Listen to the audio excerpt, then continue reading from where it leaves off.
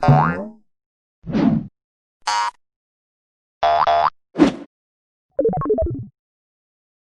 je souffle dans l'eau, ça fait des bulles. Je vois l'air, alors que là, je ne vois pas. Là, c'est pour ça que j'utilise l'eau pour vous montrer l'air. Tu le sens quand tu es sur ta main. Tu ressens les effets, mais tu ne vois pas. Moi, je parle de visuel.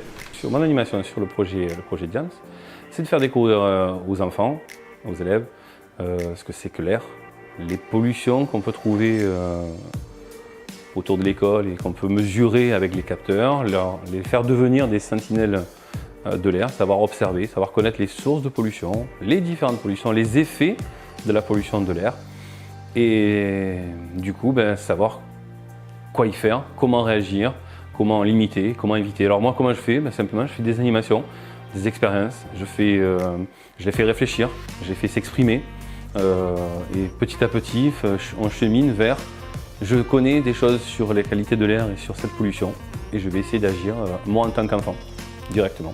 C'est intéressant de ce qu'on parle et en plus on fait des expériences et du coup ça nous aide à mieux comprendre ce qu'on parle, ce qu'on apprend. Est-ce qu'on a tout le ciel pour respirer? Racontez-moi. Non, on n'a pas tout le ciel.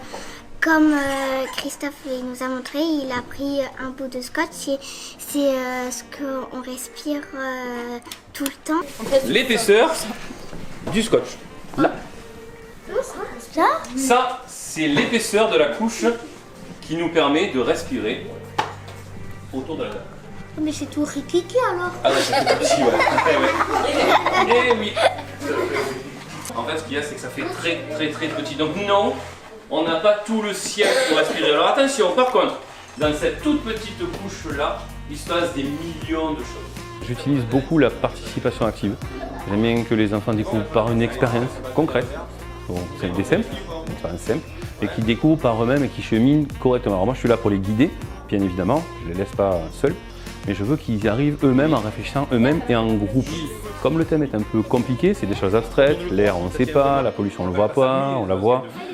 L'idée c'est que avec leur connaissances, avec les miennes, qu'on puisse faire ce mélange et que je puisse les faire avancer vers ce que Diams, le projet Diams veut, c'est-à-dire découvrir la pollution et ses effets.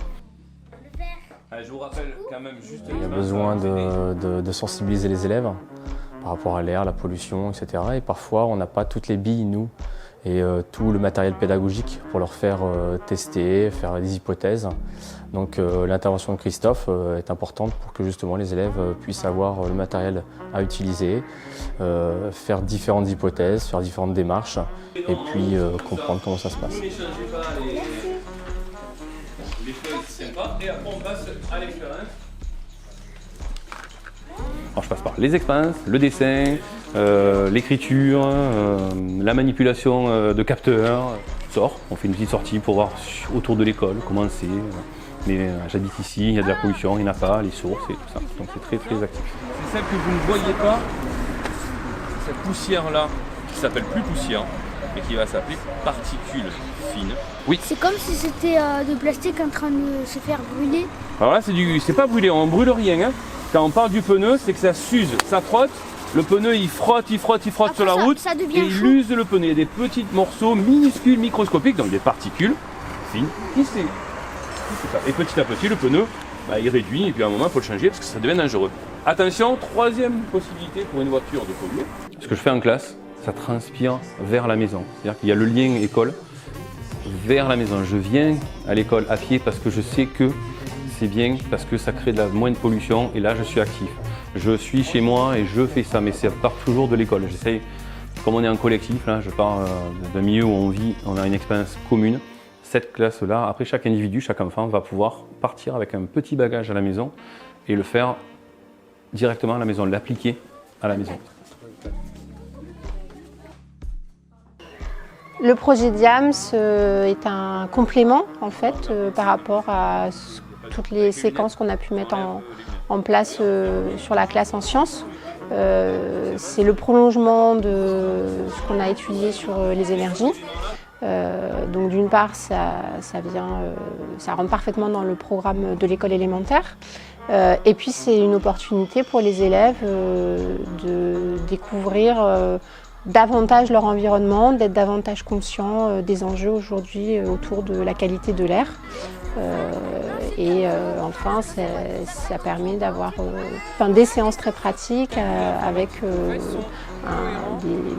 du matériel qu'on n'aurait pas forcément dans l'école avec les élèves. Vas-y. Exactement, c'est le vent. Donc même s'il y a beaucoup de voitures qui sont là, le vent justement, il fait que ça va aller, ça va être dispersé. On va le mettre en route. Donc c'est O2 et là c'est O. J'aimerais que ces données servent à agir à l'extérieur. J'aimerais que, au niveau des mairies, au niveau de l'école, on puisse se dire et se poser la question, ah oui, je suis pollueur et donc je vais essayer d'y faire quelque chose. J'aimerais que ce soit au niveau de l'école et pourquoi pas au niveau de la ville.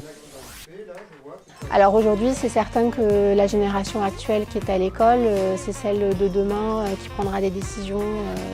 Donc c'est eux qu'il faut sensibiliser en premier par rapport à l'environnement, la pollution. Ils sont très réceptifs d'une manière générale, ils sont déjà très éduqués par rapport aux déchets, par rapport au recyclage. Tout ce qu'on a travaillé sur les énergies justement en amont, on les a aussi beaucoup sensibilisés à la voiture électrique, des choses comme ça. Et là, c'est vrai que la qualité de l'air, c'est pas quelque chose de très visible, c'est pas quelque chose dont ils sont conscients dans leur quotidien. Donc c'est d'autant plus important de les sensibiliser à ça et qu'ils ont déjà matière à réflexion sur ce sujet.